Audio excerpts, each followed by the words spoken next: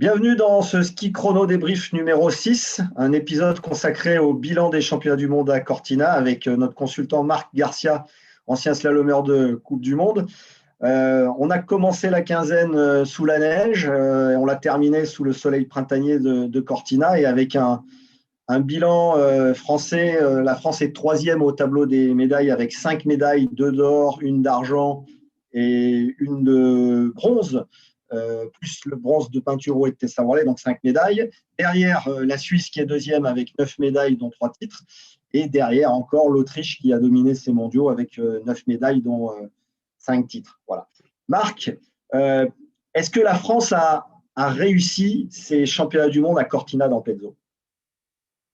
Bonjour Laurent, bonjour à tous. Oui, pour moi, oui. Alors on espérait mieux parce qu'on on est d'accord.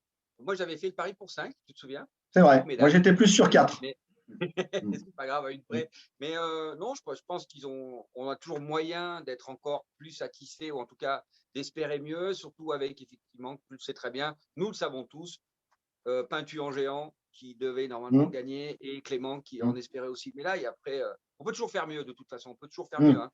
Mais je pense que c'est un bilan qui me paraît assez honnête pour. Je crois que ça faisait longtemps qu'on avait pris autant de 70. médailles. Ouais. Depuis Gardena, 70, Val Gardena, où la France avait décroché 9 médailles, dont 3 titres, avec Jean-Noël Augère, il y avait Patrick Russell sur le podium, Florence Theurer, Michel Jacot, Françoise Maquis, donc Ingrid Laforgue. C'était une sacrée équipe. Donc là, 9 médailles. Là, on en a 5, dont 2 titres. Voilà, donc j'allais dire, un bon millésime. Même si on a un peu l'impression d'un bilan quand même aussi en trompe-l'œil, parce que on a que 3 athlètes brillants qui ramènent des médailles. Pinturo et Tessa, c'était attendu. Mathieu Febvre, un peu moins. Donc, voilà, j'allais dire, on est un peu sur notre petite fin parce qu'on n'avait pas prévu la surprise, j'allais dire, Mathieu Febvre. Hein. On attendait Alexis Pinturo qui a, j'allais dire, pas raté ses mondiaux, mais les a pas réussi comme il voulait. Et on a eu la surprise Mathieu Febvre. Comment tu l'as vécu? Moi, tu sais, ils l'ont tous plus ou moins exprimé, mais c'est une course d'un jour, et la course d'un jour, Jeux Olympiques, Championnat du Monde, c'est particulier. Les cartes, tout est remis à zéro. Il y a des mecs qui rentrent derrière, il y a des mecs qui prennent des risques. Et les gars devant savent que de toute façon, il va falloir qu'ils prennent aussi des risques. Et on a vu un certain nombre de gens se mettre par terre, faire des fautes. Il n'y a pas eu que Clément, il n'y a pas eu que notre Alexis, il y en avait bien d'autres. Hein. En slalom, on en Schwartz. parlera tout à l'heure. Ouais, Schwartz, par exemple, Ouais. et bien d'autres encore. Donc, c'est la course d'un jour, c'est des conditions spécifiques. Là, il faisait en plus très, très chaud. Donc, on peut être déçu, on peut être aussi plus satisfait, mais je pense qu'on peut aussi se contenter de 5 médailles. Alors après, il y a du travail, hein, encore une fois. La prochaine échéance, c'est Courchevel, donc je pense qu'il va falloir. Et puis l'année prochaine, pardon, les Jeux Olympiques. On va plutôt que d'être déçu, se réjouir et parler de la performance majuscule de Mathieu Febvre. En quoi tu penses que peut-être le fait de disputer ce parallèle lui a permis de rentrer dans ces mondiaux, de poser son ski? Alors pour moi, il aurait pu laisser pas mal d'énergie, pas mal de cartouches. On est bien d'accord. Par contre, ce qui est important, c'est que les équipes se sont entraînées, ont essayé de s'entraîner dans les mêmes conditions, mais rien ne vaut les mêmes conditions. C'est-à-dire que là, il était sur le même terrain, sur la même qualité de sel, qualité de neige. Et ça, je pense que c'est un élément très, très important quand tu essaies de faire une médaille derrière, ou en tout cas d'essayer de jouer une place d'honneur. Donc ça c'était Même comme si à les, l'extérieur, par exemple, ça c'est important, voilà. la qualité de neige. Voilà. Même si les qualifications ne sont pas disputées sur la piste de la finale, elles étaient ailleurs, dans la vallée, à 25 km. Mathieu est d'ailleurs passé par un trou de souris, hein, dernier des qualifiés, comme quoi une médaille, ça ne tire pas à grand-chose, hein, parfois. Mais après, derrière, il a vraiment skié en costaud. Comment tu qualifierais le ski de Mathieu Febvre? Mathieu Febvre, il a toujours été depuis très très longtemps, on l'appelle le Mozart, l'artiste, le Mozart, tu sais, quelqu'un qui… Et le Mozart, c'est un tout autre. Il a énormément de fluidité. En géant, il a une conduite de courbe absolument. Il a une coordination absolument parfaite. C'est le Mozart du ski en géant, Mathieu. Donc, il avait une grosse difficulté ces dernières années dans les pentes raides. Il s'est énormément amélioré. Il a beaucoup travaillé. Mais sincèrement, je suis d'accord avec toi, le parallèle lui a mis un petit coup de booster et ça lui a permis de skier sur des neiges équivalentes. Et puis, de toute façon, après le lendemain, il n'a rien à perdre. Et je pense que c'est Ouais. lui-même en a été surpris. Oui, c'est clair. Alors, un petit mot sur le parallèle, parce que c'est une épreuve qui te tient à cœur. Hein. Tu es ancien skieur pro sur le circuit américain, près de 40 victoires, je crois. C'est ça? Ouais. Japonais, pardon. Oui, Japonais, près de oui, 40 victoires. 40 victoires. C'était aussi sur le circuit pro américain que ces courses étaient de légende. On a beaucoup parlé du règlement. Qu'est-ce que tu peux en dire? On n'a visiblement pas trouvé la solution. Même Mathieu Febvre y allait un petit peu à reculons et estimait que c'était une course un peu alambiquée. Hein. Mais même, qu'est-ce que tu en penses? Moi, ce que je pense, c'est que ça fait quasiment un an, hein, on parle de la Formule Géant, puisqu'elle avait, rappelle-toi, l'année dernière, il y avait aussi une édition qui était à Chamonix et les Oui, athlètes étaient pleins, ils sont pleins à Altabadia, ils sont pleins plein de ouais, fois. Et je pense partout, à que, chaque fois.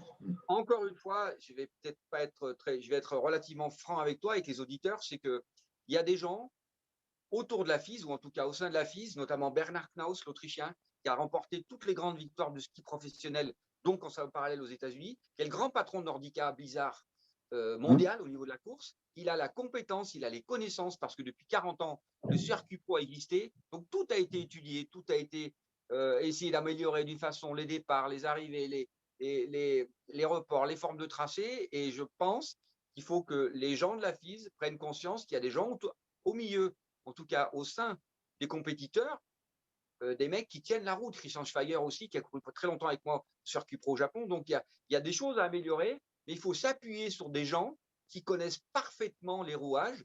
Parce que chez le Cupro, on a fait des erreurs, on a tout, vraiment, sincèrement, on a tout étudié pour être les plus performants possibles. Alors, il y a le problème sur les départs, il y a les problèmes aussi sur les interférences, les problèmes sur les formes de tracé. Je pense que là, il va falloir vraiment qu'il y ait un tour de table Travailler. Ouais. pour que cette image du parallèle vienne de manière plus performante. Tu te rends compte que Marcus Wallner, il a quand même reçu des menaces de mort. C'est quand même impensable. Oui, c'est surréaliste. Hein. C'est surréaliste. Oui. Alors, un mot sur Pinturo et le géant, parce que c'était l'épreuve sur laquelle il était le plus attendu, l'épreuve qui domine dans les grandes largeurs. Et malheureusement, il a commis une faute après avoir été vraiment très bon en première manche, hein, une faute d'équilibre d'intérieur. J'en discutais avec son père Claude et il me faisait la réflexion qu'il n'y avait pas un des 7 de la liste WCSL, hein, qui permet de donner les dossards, sur le podium. Ça illustre ce côté course du jour J où ça va rentrer parce qu'il y en a qui prennent leur chance, comme l'a fait Mathieu. Ouais, de toute façon, j'allais dire, il me semble qu'il y a un certain nombre de gars dans les 7 10 premiers qui finalement ne rentrent pas. Et il y a pas mal de mecs qui se mettent aussi au tapis. C'est une course d'un jour sur des conditions, encore une fois, de neige et des conditions de température extrême avec des variantes énormes Oui. de qualité de neige. Peintu, moi, il est parti bien. Alors, la faute, Oui. qui n'avait pas fait de faute d'ailleurs? Mathieu, il croise les talons à un moment donné. Qui ne fait pas de faute toujours là?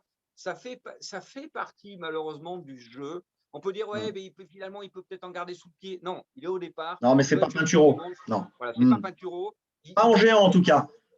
Pas en géant. Autant en slalom le dimanche, on l'a peut-être vu un peu finalement, peut-être moins à l'attaque, un peu touché mentalement et tout. Mais dans le géant, il a été flamboyant et il n'y a pas de regret à avoir. De toute façon, c'est sa façon de skier. Et là, on ne peut pas lui reprocher d'avoir en mis un petit peu trop. Il a skié comme il pensait. Et puis, malheureusement, il y a eu cette faute qui arrive. Bon, après, toi, les mondiaux de Peintu, comment tu les qualifies? Bah, sincèrement, quand tu es leader de la Coupe du Monde de géant, et je suis intimement convaincu qu'il avait tout mis en œuvre pour finalement avoir cette médaille d'or. Après, je pense qu'il est content de son super G, il est content du super combiné, il est content de ses épreuves de vitesse. Il fait malgré tout hier une belle 7e place en slalom. Donc, le seul, évidemment, grand regret pour lui, c'est ce titre qui vraiment tout le monde attendait. Hein. Attention, Ouais. bravo à Mathieu. Tout le monde attendait un beau doublé Ah non, mais... d'ailleurs. Oui. Donc, quand tu es meilleur mondial et que tu domines, tu sais, il y a eu la même chose hier pour Schwarz, hein, en slalom. Ouais. Il se met par terre Voilà. aussi, alors qu'il Ouais. était leader, il avait quand même. Il domine toute la saison. Ouais. Encore plus que Pinturo en géant. Exactement. Donc, Ouais. ça fait partie. Et c'est malheureux. Hein, on était tous déçus, je pense, tous les téléspectateurs. On espérait tant se doubler, mais c'est comme ça. On parlait justement de la course d'un jour. Là, Pinturo va basculer dans une course un peu au long cours, retour au globe. J'allais dire, il lui tend les bras, hein, ça fait des semaines qu'on le dit, mais il va falloir quand même aller le chercher. C'est justement bien de pouvoir basculer. Il a quelque chose à jouer. C'est un des seuls Français cette année qui joue quelque chose en Alpa, hein, pour le globe, hein. C'est le gros globe. Ça veut dire que tu effaces tout de suite cette parenthèse des mondiaux et tu bascules sur le cristal, le gros globe de cristal. Ouais, ils sont partis, là c'est fini. Les Cortina c'est terminé hier, donc je pense que le switch est passé pour préparer Bansko. On va Bansko, retrouver non? la station de Girardelli, mon ami Marc Ouais, Girardelli, ouais. et je pense qu'il est. Ouais, tu sais, sincèrement, là, c'est juste, à mon avis, un problème psychologique parce que il skie, il a montré, il skie encore Oui, magnifiquement bien. Il fait cette petite faute.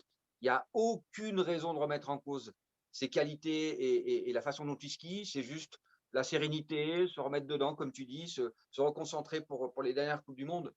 Je mais pense sincèrement, oui. c'est là aussi la petite différence avec un Marcel Hirscher qui avait l'art de pouvoir gérer les courses d'un jour et les objectifs au long cours. C'est ce qui manque encore un peu à Alexis. Il en est pas loin, hein, franchement. Et le jour où il aura ça, honnêtement, ça sera à mon avis magistral, hein, mais il reste pas grand-chose, hein, c'est des détails, 4 centièmes en combiné, cette petite faute d'intérieur. Marcel Hirscher avait cet art de pouvoir gagner le géant des championnats du monde, le slalom des championnats du monde ou des Jeux olympiques et de gagner le gros gob cette fois-ci. Oui, ça c'est vrai. Il y a des gens comme ça qui sont très très forts, très très forts sur une course d'un jour. Euh, on termine aussi sur un petit goût d'inachevé avec ce slalom, j'allais dire, où d'habitude on termine en bouquet final, hein, souvent au jeu, au championnat du monde. On se rappelle de JB, 2 fois champion du monde, de Salt Lake City avec Sébastien Amier et Jean-Pierre Vidal. C'est toujours des journées de dimanche qui nous réservent des belles surprises.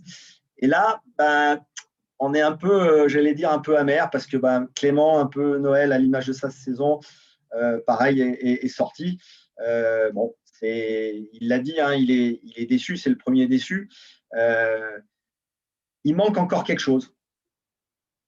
Ouais, mais alors hier, de nouveau hier, il y a quand même un nombre de mecs qui sont mis au tapis d'une manière ou sur les intérieurs, mais surtout un nombre de mecs qui ont fourché, qualité particulière sur ces neiges, encore une fois, salées. On a vu un nombre de mecs en fourché, on a vu un nombre de mecs, et là, ça a été assez représentatif hier, enfin, pour un slalomeur. Donc, bon, bah, Clément jouait crânement sa chance, hein. Après, on peut, encore une fois, il a dit d'habitude, c'est toujours sur l'autre pied, Ouais. sur l'inverse, Et sur là, le virage. ouais. Et là, ouais, après, ben, il rentre, on peut dire peut-être un peu en retard, effectivement, il Ouais. s'incline et puis ça lui prend le pied, et il voit rien du tout. Mais encore une fois, Schwarz, Feller et bien d'autres Ouais. sont passés vraiment aussi au travers, de la même manière. Et donc, bah, c'était, en tout cas, c'était une belle épreuve. Il y avait une très, très Ouais. belle. Alors, une chose sur Clément, c'est t'es slalomeur, tu fais qu'une épreuve, tu sais que c'est le dernier jour, ça peut être long, il l'a dit, on voit tous les copains, les médailles, les trucs et tout. Bon, on aurait pu se dire, tiens, pourquoi pas pour l'épreuve par équipe, ils se dégourdissaient les spatules. C'est en passant pour remettre un petit peu le couvert sur cette épreuve de par équipe où la France n'a pas présenté d'équipe, hein. C'est un sujet qui me tient à cœur. Je ne comprends toujours pas cette décision de ne pas être présent. Même avec une équipe B, ce n'était pas grave. On savait qu'à 17 coureurs, on partait avec un effectif, j'allais dire, assez petit. Voilà. Est-ce qu'il y a pas une petite erreur d'anticipation pour présenter une équipe à ce team event? Je suis tout à fait d'accord avec toi, je suis tout à fait d'accord avec tout le monde. On se doit, nous les Français, on est quand même troisième au classement des nations. Des On nations? se doit, nous les Français, Et en on n'a plus, pas on a quand d'équipe. même des titres. Ouais, on a quand même on a quand même des titres avant. Oui. Toutes les équipes ont présenté, on va appeler ça une équipe B ou A' Hum, ou B, hum. d'accord, en fonction de leurs athlètes. Et le choix c'est c'est un peu décevant. Je ne sais pas, sincèrement, je ne sais pas quel a été comment on appelle ça, l'élément moteur pour cette décision. Moi, je ne comprends pas non plus. Je suis comme toi. On aurait pu mettre des Sarrasins, on aurait pu mettre des Oui, jeunes, des garçons, des oui, les filles, jeunes. enfin, peu importe. Hum, Mais l'idée, ça aurait été au moins qu'on soit représentatif euh, d'une manière cohérente, quoi. hum. Voilà. Et la preuve en est, c'est que tout le monde était là, sauf nous, Tout le les monde était là. Français. Donc, c'est la seule fausse note de cette quinzaine. Dans la gestion, j'allais dire globale, qu'on peut saluer, hein, sinon des équipes de France avec la Covid-19, avec le niveau sportif. Ça, c'est le petit bémol qu'on peut apporter.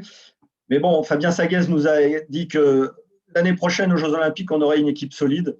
Bon, ça veut dire qu'on aura une équipe au départ, c'est déjà bon signe et on l'attend de pied ferme. Un petit mot sur les…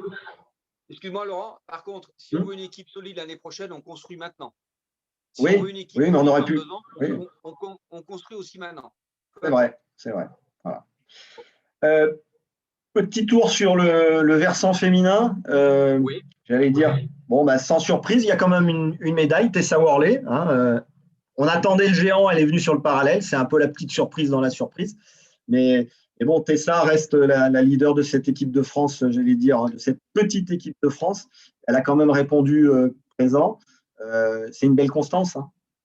Oui, belle Constance. Elle était ravie de ce parallèle. C'était marrant de la voir prendre autant de plaisir que ça. Et puis, elle a joué sa carte crânement aussi en géant, en faisant le maximum, en faisant des erreurs, comme beaucoup d'autres sur une course d'un jour. Elle a encore un bon coup à jouer à la Coupe du Monde aussi, en Coupe du Monde, le géant. Donc, non, mais bravo à Tessa, elle fait malgré tout. Et puis, Laura Gaucher qui nous fait une très, très, très belle septième et un beau slalom spécial. Maintenant, effectivement, quand on se retourne. Il n'y a pas grand-chose. Nastasia Noens est 11e. Bon, au championnat du monde, j'allais dire, c'est le tarif syndical pour elle. Elle les a pas ratés, elle les a pas réussi, mais c'est vrai qu'on reste un petit peu sur notre fin et surtout, comme tu dis, quand on se retourne, pour l'instant, il n'y a pas de relève et c'est toujours aussi inquiétant.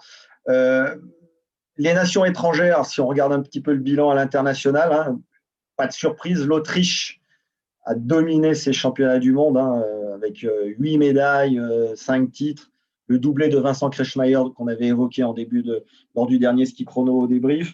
J'allais dire, cette jeune Autrichienne, Katharina Lindberger, qui est arrivée un peu de nulle part, mais c'est pas vrai, elle était là, elle n'était pas loin, mais qui, ses deuxièmes championnats du monde, réalise un doublé en or avec parallèle et le slalom, et puis une médaille de bronze sur le géant. C'est vraiment pétillant. Bravo à elle, parce que encore une fois, tu vois, comme Mathieu Fèvre, je pense que c'est pas anodin qu'elles aient pu travailler, qu'ils aient pu skier sur ces neiges-là particulières et en slalom. C'est la seule vraiment, elle les a dominées. Hein. Shiffrin et Vlhova n'ont pas du tout skié à leur niveau parce qu'elles n'arrivaient pas à conduire suffisamment. Elles étaient souvent d'un mouvement latéral de pied, or que l'autre, le fait d'avoir skié déjà avant, elle a pu travailler sur son pied, comme on dit, et l'accélérer. Et moi, elle m'a énormément impressionné. En plus, c'était une 23 ans. Hein. On la 23 ans. Pas. Non. Voilà. Donc, ce petit bout de petite nana là qui a vraiment fait une magnifique démonstration en slalom. Bravo à elle et c'est comme tu dis, c'est pétillant, c'est vachement agréable de voir. Pas de victoire en Coupe du Monde. Hein. Il y avait des podiums mais pas de victoire, mais là elle a gagné au bon moment. Hein. Voilà, tu sais ce qu'on dit, hein, course d'un jour. C'est grand. Ouais. Voilà. Alors justement, la course d'un jour n'a pas souri en slalom à Marco Schwartz, hein, qui avait j'allais dire, chippé la médaille d'or à Alexis Pinturo en combiné pour 400e, qui a fait le bronze en géant, c'est des vraies surprises. Et sur son épreuve de prédilection, Patamtoum, c'est la faute. Ouais, bon, ça alors, le slalom, on a vu hier vraiment, c'est monté d'un cran de voir le problème d'un slalomeur et tout, tu dois dealer avec tout ça. Et c'est tellement le fil du rasoir, t'enfourches, tu pars sur l'intérieur, et là, ça ne pardonne pas, tu n'as aucune marge de manœuvre. Et Schwartz a essayé, comme Clément, il a essayé, il s'est mis au tapis. Victor aussi avait essayé, avait bien skié. Il s'appelle Jean-Baptiste aussi a essayé. Ouais. Et c'est comme ça. Moi, j'avais mis quand même un billet sur Christo, parce que ces neiges-là, il les connaît, il les travaille très, très souvent. Et tu vois, on a la même chose côté suisse. C'est comme par hasard, les Suisses, les slalomeurs suisses, ils sont arrivés pour slalom. Ils sont passés quelque part, mis à part Loïc, qui a fait toutes les épreuves. Ils sont un peu à côté. Un peu à côté. Alors, un peu à côté.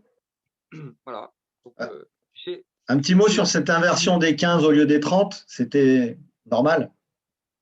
Ouais, ça fait partie Alors, il a été rarement utilisé en Coupe du Monde, hein, Ouais. il est beaucoup plus en Coupe d'Europe. 99, je crois. C'est ça. Moi, je trouvais qu'après, ces décisions-là, entre ce que tu peux aussi décider la veille et voir ce qui se passe le lendemain, il y a peut-être possibilité, parce qu'il y a en général une possibilité de décider, tu pars sur les 30 inversés, hein, et entre les deux manches, tu dis, bon les gars, les conditions On ne change, sont peut-être pas optimales, on change. Mais en tout cas, c'était quasiment une nouvelle formule pour tout le monde. Moi, j'ai trouvé ça relativement équitable. Je ne sais pas ce que tu en penses. Ouais. Oui, oui, non, mais c'est Volkswagen champion du monde, c'est pas, voilà, on va pas porter réclamation, hein, voilà. Il sauve le bilan un petit peu de la Norvège avec Christo, puisque la Norvège était de façon une équipe très amoindrie par les blessures. La Suisse, donc, est présente aussi sur ces championnats du monde, hein, 9 médailles et une Laragoute éclatante. Ouais, et la Ragout qui nous a impressionnés en géant, elle m'a scotché. Elle est superbement bien posée, elle est bien. Donc, ce que tu veux, elle a aussi dominé, elle a dominé son sujet. Donc, bravo à elle, bravo aux Suisses, hein. Bon, les Suisses, on en a déjà parlé la première semaine, mais Oui, grosse équipe, oui. grosse équipe, grosse densité. On parlait de densité, alors là, il y a de quoi Oui, faire. là, il y a du. Oui, oui, déjà pour les sélections, Ouais. il pourrait en mettre 30, hein. Il pourrait en mettre 30 presque. Oui, peut-être. Voilà, ouais.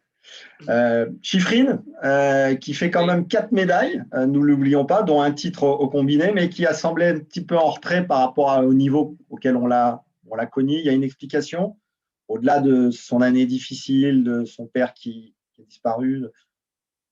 Moi, j'ai trouvé que Chifrine avait bien skié. Elle passe à côté de peu de choses, hein. En Super G, par exemple, y compris en géant. En slalom, on est un peu déçu. Et bon, moi, je trouve qu'elle est mieux posée. Elle n'a plus du tout ses problèmes de dos. Alors, comme Vlova en slalom, moi, je parlerais plus de slalom, où là, on l'attendait vraiment. Je pensais qu'elle allait faire la médaille d'or. Elle a eu du mal à avoir elle n'a pas eu de bonnes sensations. Encore une fois, sur ses courbes, moi, je l'ai vu que simplement avoir des appuis latéraux. Et c'était pas du tout une habitude que j'avais de la voir skier comme ça. C'est ce qui fait qu'elle a pas pu gagner en slalom. Bon, elle revient quand même avec 4 médailles, hein. Avec 4 Oui, médailles. Donc oui, après, oui. non, je Elle a pense grandi. qu'elle a de quoi se satisfaire. Elle a grandi sa collection. Voilà. Ouais. Bon, ben Marc, nous voilà arrivés au terme de cette belle quinzaine italienne dans les Dolomites, hein, avec ce bilan des mondiaux. On va replonger en mode Coupe du Monde avec ce sprint avec Alexis Pinturo. Et puis pour les mondiaux, on va dire ciao Cortina et on va dire buongiorno à Courchevel-Méribel en 2023. On est déjà là-dessus. Et on en salive déjà. 2 ans, ça va être long, mais ça va être beau. Ouais, et puis l'année prochaine, on va avoir les finales de Coupe du Monde, comme l'a si bien exprimé Perrine. On a les finales de Coupe du Monde en France. Donc, Voilà. ça va faire partie d'un Processus. super programme. Le week-end prochain, les garçons, ils seront à Bansko. J'essaierai d'avoir Gérard Dely, parce que tu sais que c'est un peu le patron de la station. Donc, j'ai quand même passé pas mal d'années avec lui. Donc, on essaiera de l'avoir avec nous. Ouais, ça serait une bonne idée. Et puis effectivement, maintenant, tu te rends compte, c'est le drapeau bleu-blanc-rouge maintenant. 2 ans. Ouais. Allez, C'est vrai. C'est vrai. Bon, bah, écoute, on se retrouve après le week-end de Bansko où on suivra les performances de Mathieu Fèvre, nouveau champion du monde de géant, d'Alexis Pinturo, de Victor Muffagendé et de tous les autres Français engagés dans ce week-end. Bonne semaine, Marc. Merci à toi. En tout cas, c'était un plaisir. Cortina, ciao tutti. Et puis allez, on est sur Courchevel. Ciao. Salut, ciao.